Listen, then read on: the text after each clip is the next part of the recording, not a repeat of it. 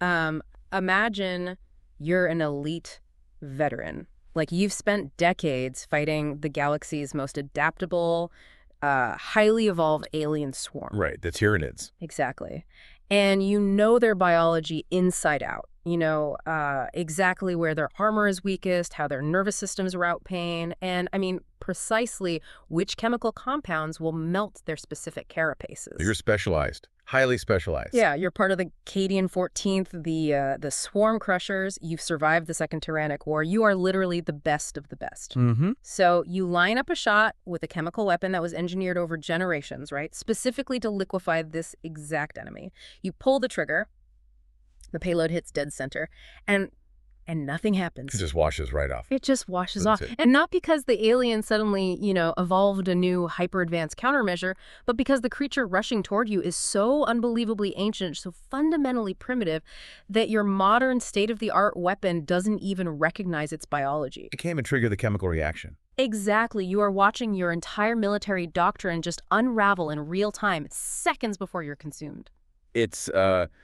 It's the ultimate nightmare for any tactician. I mean, to be defeated not by superior technology or like a more advanced evolution, but by a horrifying regression. Yeah. The Cadian 14th experienced a total paradigm collapse on that battlefield. Everything they knew, every hard-won piece of data the Imperium had bled for was just suddenly rendered completely obsolete. It's terrifying. Right. And the implications of that failure, well, they extend far beyond just one destroyed regiment. They really do. And well, to you listening, welcome. If you are someone who obsessively tracks the darkest, most terrifying mysteries of the universe, the archival records we're diving into today are going to completely upend how you view things. Absolutely. We're tearing into a highly classified collection of inquisitorial reports, Adeptus Mechanicus data logs, and these really ancient ecclesiastical texts. Our mission for this deep dive is to analyze a threat that rewrites everything we know. We're looking at Hive Fleet Ouroboros. Yeah, Ouroboros. But, what makes these texts so vital isn't just that they describe another Tyranid invasion, it's that they describe an impossible timeline. I mean, we've always been taught that the Great Devourer, the Tyranid threat, is a new extragalactic phenomenon. Right, a recent invader pushing in for the dark void.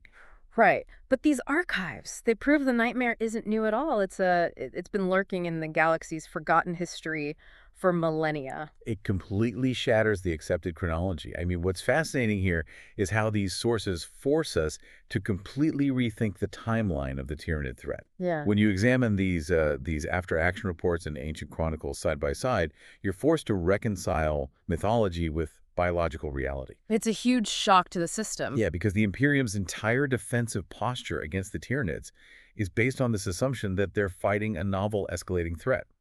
But Ouroboros suggests that the Imperium is merely experiencing, like, the latest cycle of a primordial shadow, one that already devoured worlds thousands of years before the current era. Which is just, it's a lot to process. It forces us to ask, what else in the historical record isn't just myth, but actually a suppressed memory of a very real apocalypse. So let's start pulling on that thread right at the beginning of these historical logs. We have to look at the M36 archives, specifically the writings of a figure known as Cardinal Mariamulus, the Elder of Thracian Primaris. A fascinating figure. Very. Now, M36 is an incredibly distant age, right?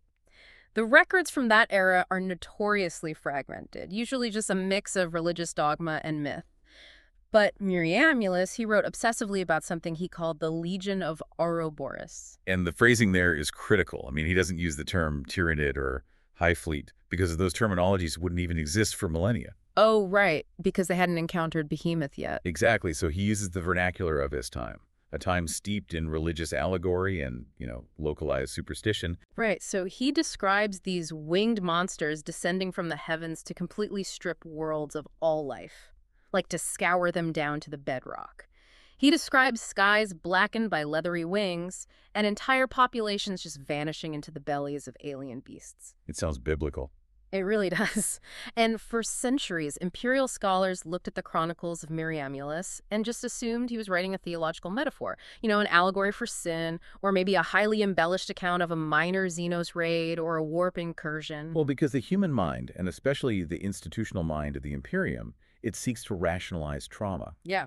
When an archivist reads about a world being biologically stripped bare in M36, they categorize it as myth.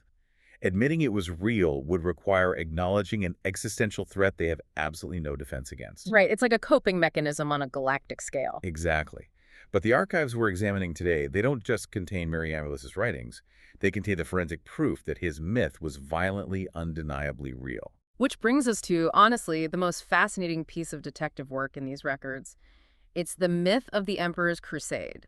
So, intertwined with Mariamulus's accounts of this Legion of Ouroboros is this really persistent, widely believed legend that the Emperor of Mankind himself actually descended to fight these creatures. A classic mythological construct. Yeah, the story goes that he led this massive 12-day battle near the Eye of Terror to push the monsters back into the void.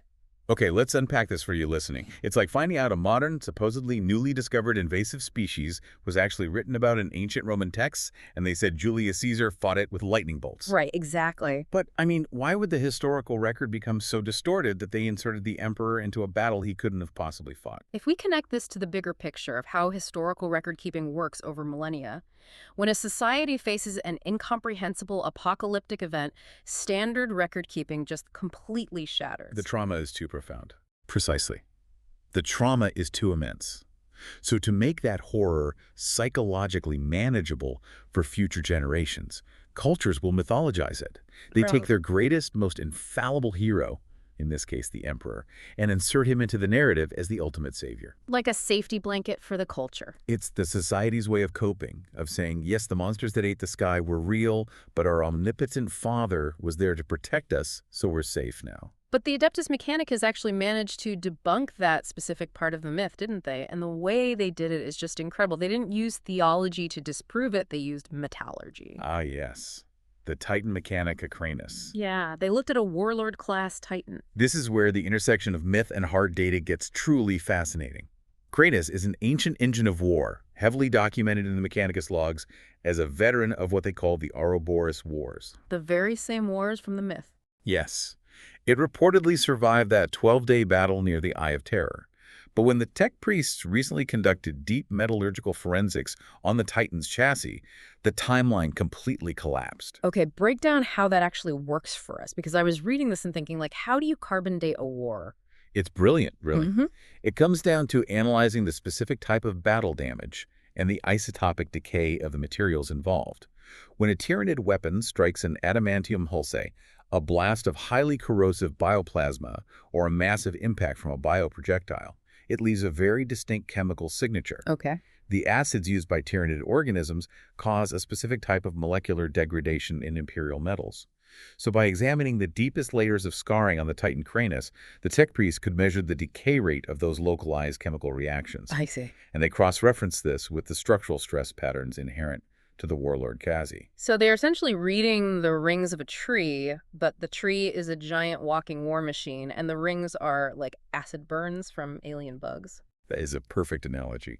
And the forensic results were unequivocal. The specific metallurgical degradation on Cranus's hull dated the battle damage to a period firmly after the Horus Heresy. Oh, wow. Which means the Emperor was already interred on the Golden Throne. Exactly. He physically could not have been there. He wasn't walking around fighting bugs. No. The Emperor's direct involvement in that 12-day battle is a historical impossibility. The mythology was a lie manufactured to comfort a traumatized sector. Right. But, and this is the terrifying part, the Mechanicus forensics confirm something else. The chemical signatures of the acid burns on the Titan Cranus. They were a near-perfect match for the bioweapons used by modern Tyranid Hive fleets. Which is just chilling. It's like finding a perfectly preserved modern ballistic missile buried in an archaeological dig from, like, the Roman Empire. You realize the apocalyptic stories they were telling weren't fiction. They actually fought this thing. The hero was a myth, but the monster was completely real. And that realization forces the Imperium to confront a horrifying truth. The Great Devourer didn't just arrive recently. It was here thousands of years ago, operating with the exact same biological modus operandi. Right. Which begs the question, if they were here in M36, where did they go? And more importantly, why did they come back? And come back they did. Because these texts weren't just dusty history. The inquisitorial logs detail how these chronicles of Cardinal Mariamulus suddenly transition into a modern nightmare. A chain of imperial worlds bordering the Thracian sector, they simply went dark. consumed. A total communications blackout. Yeah, and when the Imperium dispatched forces to investigate, they didn't just find standard Tyranids. They found something that caused them to resurrect the name Ouroboros from the archives. And as they engaged this newly awakened fleet, they realized its ancient origins came with a bizarre, lethal twist. Which brings us to Section 2. Let's go back to that Cadian veteran we talked about at the start. Let's talk about the biology of Ouroboros. The biological paradox of Ouroboros is perhaps the most heavily analyzed section of the Mechanicus and Magos biologist logs. When Imperial forces finally managed to recover biological samples from these new Thracian sector engagements, they found organisms that completely defied standard Tyranid evolutionary models. They were different. Very different. The bioforms of Ouroboros are described as disturbingly primordial. They contain cruder, much less complex versions of the bioweapons and internal organs seen in fleets like, Behemoth or Leviathan. So they were older models, basically. Exactly. The Magos biologists literally designated them as a living fossil. Okay, hold on. I really have to push back on this concept, and I imagine anyone listening is thinking the exact same thing. A living fossil. I mean, in an evolutionary arms race, primitive usually means dead. It seems counterintuitive, yes. Right. If you bring a crude musket to a modern laser fight, you lose. Evolution is supposed to make organisms deadlier, faster, more adaptable. So why is the fact that Ouroboros is backward, or stagnant, described in these records as a massive advantage? Are you telling me their primitiveness is actually a superpower here? I completely understand the skepticism. It goes against our fundamental understanding of linear progression. But to understand why their primitive nature is so devastating, we have to examine the concept of overspecialization in warfare. Okay. Think about how the Imperium has waged war against the Tyranids over the last several centuries. It's been an incredibly costly, iterative process. The Imperium studies the enemy. They capture modern Tyranid bioforms. Like taking samples from Leviathan. Right. They analyze their complex nervous systems, the specific chemical composition of their chitin armor, the intricate bioelectrical pathways of their synaptic networks. Right. They map the genome to find the exact vulnerability. Exactly. And then they spend billions of credits and countless lives engineering highly specialized weapons to exploit those specific vulnerabilities. The Magos biologists engineered neurotoxins designed to bind perfectly to the complex synaptic receptors of a modern Tyranid warrior. Right. They developed Hellfire rounds filled with mutagenic acids calibrated precisely to eat through the multi-layered, hyperdense chitin of a modern Hive tyrant. They basically built a highly sophisticated key designed to turn a very specific, highly complex lock. Okay. I see the trap closing here. Ouroboros is a living fossil. Its biology hasn't undergone those millennia of hyperevolution. Its nervous system is crude, perhaps just, decentralized bundles of ganglia rather than a complex neural network. So it doesn't even have the receptors. Exactly. Its armor isn't multi-layered hyperdense chitin. It's just a thicker, cruder, base-level biological plating. So when that Cadian veteran fires a specialized neurotoxin dart at an Ouroboros bioform, the toxin enters the bloodstream and wanders around looking for a complex synaptic receptor to bind to. But that receptor doesn't exist. The lock is changed back to a simple deadbolt. And the incredibly complex million-credit key the Imperium engineered simply cannot turn it. That is deeply unsettling. It's like, imagine being a veteran swarm crusher, executing your perfectly honed, chemically specialized tactics only to watch them bounce off. It's like trying to execute a precision, high-tech cyber attack using advanced quantum algorithms against an enemy communicating with signal fires and carrier pigeons. A perfect analogy. Your advanced tools are entirely useless because the enemy lacks the infrastructure for you to exploit. Precisely. And this brings us back to the Shukra disaster, as detailed in the after-action reports. The Cadian 14 swarm crushers were deployed to the world of Shukra to hold the line against an Ouroboros tendril. And these guys were the experts. Absolutely. These were veterans who had honed their anti-Tyranid tactics to a razor's edge during the Second Tyrannic War. They knew exactly how to layer their toxic bombardments, how to use specific promethium blends to bypass standard Tyranid heat sinks. And the logs show they executed those tactics flawlessly, right? I mean, they didn't make a mistake. They set up the kill zones exactly as doctrine dictated. They did everything right. Yeah. But the doctrine failed on a cellular level.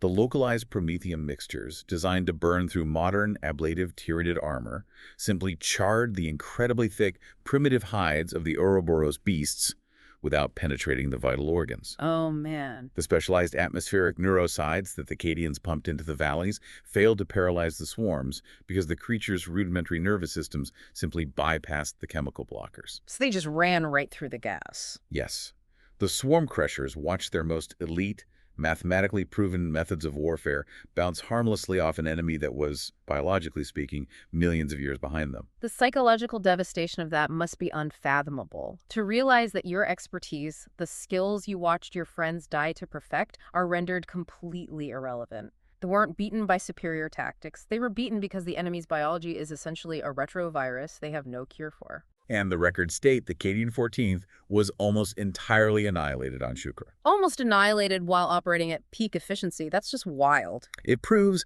that the primitiveness of Ouroboros is not a weakness. It is a terrifying, unintentional adaptation against an over-specialized galaxy. Yeah. But, it isn't just their biology that throws off the Imperium's defenders. It's the horrifying, ancient way they deliver that biological payload onto the battlefield. This paradox of primitive resilience scales up completely into how this Hive fleet orchestrates a planetary invasion. Which is where these inquisitorial logs pivot from biology to grand strategy. I mean, if their biology is this crude and their ground forces lack the specialized bioarmor of modern fleets, how are they surviving planetary assaults at all? Why aren't they just being wiped out by standard indiscriminate artillery bombardments? Right? A valid question. The answer the records provide is horrifying. It's all in how they arrive. The archives refer to it as the sky darkening doctrine. Yes, the macro tactics of Ouroboros. And they make it very clear that Ouroboros utilizes a highly specific, aggressively ancient tactical approach. They rely almost entirely, at least in the initial stages of an invasion, on massed airborne assaults. Now, when the Imperium says massed airborne assault, they usually mean drop pods or waves of Valkyrie gunships. A finite amount of ships. Right. But Ouroboros, the records state their invasion swarms consist of billions, literally billions of gargoyles, harpies, and massive aerial monstrosities like hive crones. The logistics of dropping billions of flying organisms into a planetary atmosphere simultaneously are difficult to even visualize. Think about the displacement of air, the sudden shift in atmospheric pressure, the localized weather anomalies caused by billions of leathery wings beating at once. It's insane. The Chronicles of Miriamulus and the modern logs from the Thracian sector both use the exact same phrase to describe the visual effect. They say the swarm physically blocks out the sun, plunging the entire planet into a witch-lit twilight. Witch-lit twilight. It's an incredibly evocative phrase. It likely refers to the bioluminescence of certain tyrannid spores mixed with the sheer darkness of an eclipsed sun. But tactically, what that phrase describes is absolute, instantaneous sensory deprivation. Right. The hive mind is plunging the battlefield into literal darkness before a single ground engagement even begins. Here's where it gets really interesting for you listening. Picture the psychological toll. You are fighting in total darkness, your comms are dead, and they aren't just blotting out the sun for dramatic effect. The inquisitorial tactical analysis breaks down the specific objective here. Ouroboros doesn't just swarm blindly into defensive lines. No, they are highly targeted. The reports state their primary tactical goal is to, quote, chew the eyes and ears off its prey. Under the cover of this witch-lit twilight, these billions of aerial bioforms execute shockingly fast, pinpoint strikes specifically targeting command posts, Vox relay stations, and leadership bunkers. And this raises an important question about how the hive mind operates. Because even in this ancient, supposedly primitive iteration of the tyrannid swarm, it demonstrates a profound predatory intelligence. It understands the sociological and military structures of its prey. It knows what humans rely on. Yes. It understands that human militaries, and indeed most organized militaries in the galaxy, suffer from a fatal reliance on central leadership. By executing a decapitation strike, it severs the nervous system of an army. You remove the leadership to paralyze the body. Imagine being a frontline soldier. You're standing in a trench. Suddenly, the sun disappears, the temperature plummets, your localized communications go dead because the atmosphere is literally choked with highly charged alien spores and just the deafening shriek of a billion monsters. Absolute chaos. And within the first 5 minutes of the invasion, before you have even fired a single shot, the commanders who tell you where to aim, when to hold the line, and how to coordinate artillery, they are just gone. Their bunkers are just ripped open from the sky. By chewing off the eyes and the ears, the Tyrians turn a highly disciplined, heavily armed military force into a panicked, uncoordinated mass. It's hideously efficient on a biological level. Well, so. Well, the Tyranids operate on an economy of biomass. Every calorie of energy expended fighting a protracted, organized defensive line is a waste. Oh, I see. By shattering the command structure immediately, they don't have to fight a war of attrition. They just sweep up the chaotic, routing remnants. They turn an army into a food source in a matter of minutes. That is brutal. But there is one detail in these tactical logs that is just, it's almost darkly funny given the grim reality of everything else. It's the orc exception. Ah, yes, the orc exception. The one variable that this ancient hive mind seemingly struggles to compute. Yeah. The tacticians compiling these reports noted a fascinating anomaly. When Ouroboros deployed this precise, sky-darkening doctrine against orc-held worlds, it essentially failed. And let's be clear about why, because it's hilarious. It wasn't because the orcs have superior anti-air technology. It wasn't because their command bunkers are reinforced with better adamantium. It is entirely because the orcs are a chaotic, disorganized mess. It's a brilliant juxtaposition, really. It reveals the limitations of a rigid, predatory logic. The hive mind executes a flawlessly coordinated decapitation strike. It targets the largest orc, the war boss, and annihilates him and his immediate retinue from the sky. Logically, based on its experience with the Imperium or the Eldari, this should completely paralyze the orc defense. Right, but instead, the war boss dies, and every other orc in a 10-mile radius just thinks, great, I'm in charge now, and starts firing wildly into the air. Exactly. The orc method of warfare is entirely decentralized. It's driven by the weighted Gestalt field, a psychic phenomenon that bypasses the need for traditional Vox networks or rigid command hierarchies. You can't decapitate something that doesn't use its head. Precisely. You cannot successfully execute a decapitation strike on an enemy that doesn't rely on central leadership to function. The highly disciplined Cadian 14th gets completely annihilated because their rigid structure is turned into a fatal vulnerability. But the orcs, whose entire existence is just a rolling wave of localized anarchy, completely shrug off the tactic. A Tyranid tactic so devastating because it targets complex command structures essentially fails against the orcs because the orcs are a chaotic mess. It's like trying to execute a precision nerve strike on an organism that doesn't have a central nervous system. You're just stabbing a jellyfish. Just stabbing a jellyfish, exactly. The sheer primitive chaos of the orcs actually acts as a perfect countermeasure to the Tyranids' most advanced psychological tactic. It's amazing. But, understanding this doctrine in theory is one thing. The sources provide a grim historical ledger of what happens when different imperial factions actually face this sky-darkening horde in reality, because obviously the Imperium isn't made of orcs. No, they're very rigid.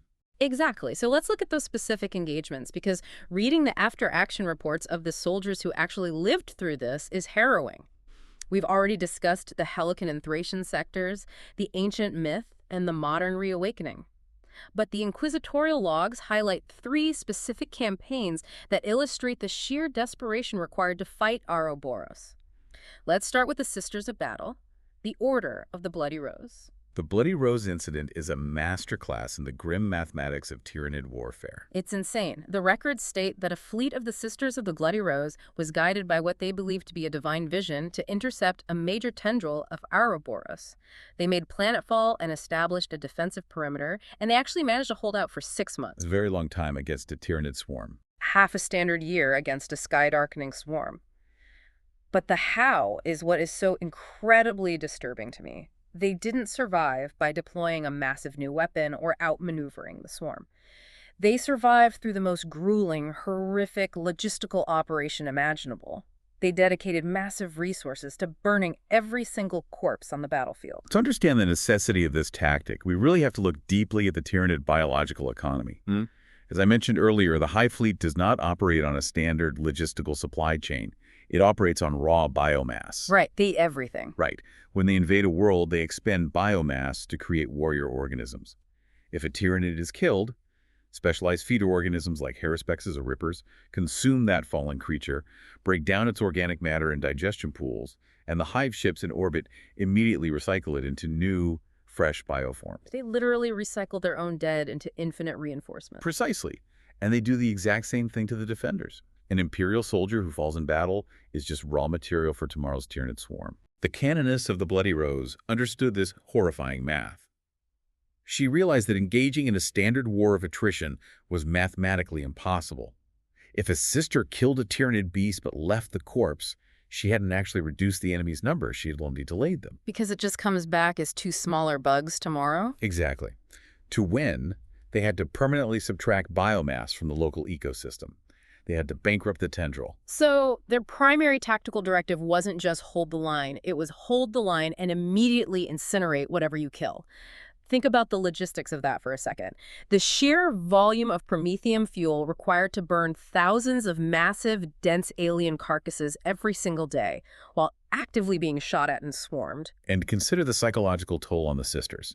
The Tyranids are relentless. The sisters are fighting in that witch-lit twilight, exhausted, their armor battered, and every time one of their own sisters falls in combat, they know they cannot afford to let the body be taken. Oh. They have to turn their flamers on their own fallen comrades.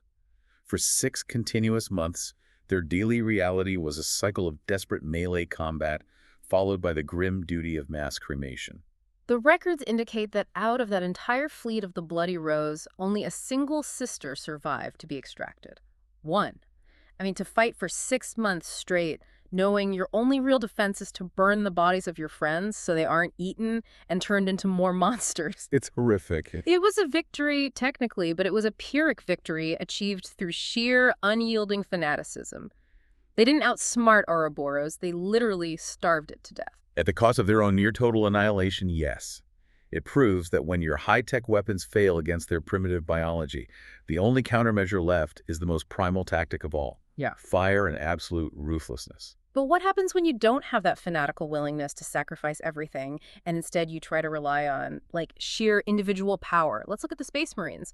Looking at the Silver Drakes and the Defenders Obscurus, it seems like sheer individual power just isn't enough to stop Ouroboros. Well, the archives answer that clearly. Let's look at the Silver Drakes campaign first. The Silver Drakes are a Primaris chapter. Right, and for anyone listening who might not be deep into the military classifications, Primaris Marines are essentially demigods.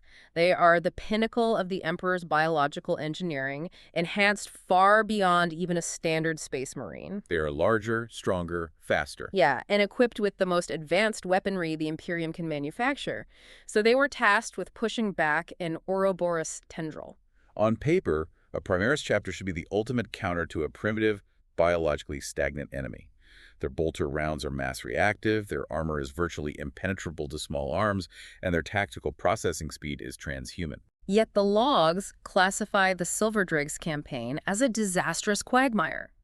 The texts state that while they were individually highly effective, meaning, a single Primaris Marine could likely slaughter dozens or hundreds of Ouroboros bioforms in close combat, they were simply too few in number. They found themselves bogged down, trapped, and entirely isolated in a long, bloody, grinding war. Why couldn't they just shoot their way out? Because of the synergy between Ouroboros' primitive resilience and that sky-darkening doctrine we discussed, we must remember that Ouroboros doesn't engage in honorable ground duels. A Primaris Marine might be a demigod, but if the sky above him is choked with 10 million gargoyles that suddenly drop onto his position, his transhuman reflexes are irrelevant. It's just too much weight. Exactly. The sheer physical weight of the bodies will pin him down. Furthermore, the primitive nature of the beasts means that a crippling shot that would kill a modern Tyranid might not immediately stop an Ouroboros organism. They keep coming, driven by those rudimentary decentralized nervous systems. So, the Silver Drakes were essentially buried alive under a mountain of primitive flesh. Their advanced targeting systems were blinded by the twilight, their Vox networks were jammed by the atmospheric interference, and their sheer individual power was neutralized by infinite grinding volume. It demonstrates that elite infantry, no matter how heavily augmented, cannot win a localized ground war against Ouroboros. If you allow the Hive fleet to dictate the terms of the engagement, if you allow them to plunge the battlefield into darkness and swarm you, you have already lost. Right. And this critical vulnerability of ground forces is violently illustrated in the final major engagement detailed in the archives, the assault on the Defenders Obscurus. This one is chilling. The Defenders Obscurus are an Imperial Fist's successor chapter. They are masters of siege warfare and fortification. But the records show they didn't just fight Ouroboros on some distant colony. Their actual homeworld, their fortress monastery, was invaded. The very seat of their power was besieged. And despite being masters of defense, fighting from heavily fortified, pre-prepared positions on their own world, the chapter was brought to the absolute brink of total extinction. The archives state they were completely overrun. Their fortress was breached. They were only saved because a massive external intervention arrived. A torchbearer fleet came into the system. Now, a torchbearer fleet is an incredibly powerful armada, usually carrying Adeptus Custodes, high-level Mechanicus assets, and fresh Primaris reinforcements. But what caught my eye in the after-action report wasn't just that reinforcements arrived, it was how they broke the siege. Right, they didn't just drop troops on the ground. No, they didn't just drop millions of troops onto the ground to fight alongside the Defenders Obscurus. Why not? Because dropping troops into the witchlit twilight would simply be feeding more biomass into the meat grinder. The Torchbearer fleet's commander recognized that the ground war was a lost cause as long as the sky belonged to Ouroboros. The key to saving the Defenders Obscurus lay in orbital mechanics and the psychic tether of the hive mind. Break down that mechanic for us. How exactly does an orbital naval engagement save a shattered fortress on the ground? It goes back to the billions of gargoyles and aerial monstrosities darkening the sky. They are not independent creatures. They are essentially biological drones, puppets controlled by the massive, fleshy Tyranid hive ships hanging in low orbit. Ah. The hive ships generate a powerful psychic synaptic web that beams commands down into the atmosphere, coordinating the complex decapitation strikes and maintaining the swarm's cohesion. The Torchbearer fleet utilized their advanced macro weaponry and lance batteries to physically cut through the Tyranid blockade in orbit. They aggressively targeted and destroyed the primary synaptic hive ships hovering above the fortress monastery. They cut the puppet strings. Exactly. When a massive synaptic node like a hive ship is destroyed, it causes a severe psychic backlash down the tether. The billions of aerial organisms suddenly lost their connection to the hive mind. So what happens to them? In an instant, the highly coordinated, surgically precise invasion force reverted to basic, animalistic survival instincts. The swarm broke. The gargoyles began fighting each other, scattering or simply dropping out of the sky in feral confusion. The witchlit twilight was broken not by shooting the creatures in the air, but by killing the intelligence directing them from the void. That is a staggering tactical revelation. The Defenders Obscurus only survived because the Torchbearer fleet severed the head of the invasion from space. It validates exactly what you were saying earlier. You cannot win a ground war against Ouroboros. If they darken the sky, your elite infantry, your specialized weapons, your fortified bunkers, they all become completely irrelevant. Completely useless. The only way to beat them is to break the sky before the sky breaks you. Break the sky before the sky breaks you. It is a grim, absolute tactical imperative. And it is the only viable strategy the Imperium currently possesses against this specific threat. Which brings us to the ultimate, horrifying conclusion of our deep dive into these archives today. Because when we step back and look at everything we've unpacked, the forensic debunking of the Emperor's myth, the biological paradox of the living fossil, the devastating efficiency of the sky-darkening decapitation strikes, and the desperate, bloody ledger of the campaigns fought against them, it all points to a singular, monumental paradigm shift. The ultimate implication of Ouroboros is that the Imperium's foundational understanding of its place in the galactic food chain is fatally flawed. Let me recap this most vital takeaway for you listening, because this is the absolute core of why these records matter. Hive Fleet Ouroboros is not just another swarm. It isn't a new mutation or a fresh tendril arriving from the void. The inquisitorial texts explicitly designate it as the primordial serpent. It is a self-consuming legend made flesh. We like to comfort ourselves with the narrative of a chronological timeline. We want to point to the arrival of Hive Fleet Behemoth in M41 and say, that is when the Tyranid threat began. That is when the disease entered the body. Right, a neat and tidy history. But the existence of Ouroboros proves the disease was already in the bones thousands of years ago. It proves that the Tyranid invasion is not a linear event. It is a cyclical horror. It is a nightmare that has visited this galaxy before, consumed worlds, left behind biological scars that we mistook for mythology, and then retreated into the dark to hibernate. The Great Devourer isn't an approaching storm, it's the tide. And it has washed over us before. Humanity may never truly understand the depths of this nightmare, which leaves us with a profoundly chilling question, a thought that I want to leave you with.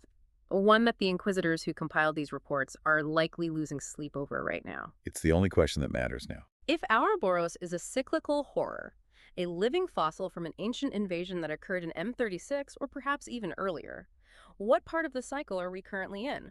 Are the modern hive fleets like Leviathan and Kraken truly the main invasion force? Or are we merely seeing the first sluggish stirrings of a forgotten age waking up across the entire galaxy? And if Ouroboros really was here thousands of years ago, executing these flawless decapitation strikes and stripping worlds bare, what terrifying forgotten force managed to push them back into the shadows the first time? And more importantly, is that force still around to save us now?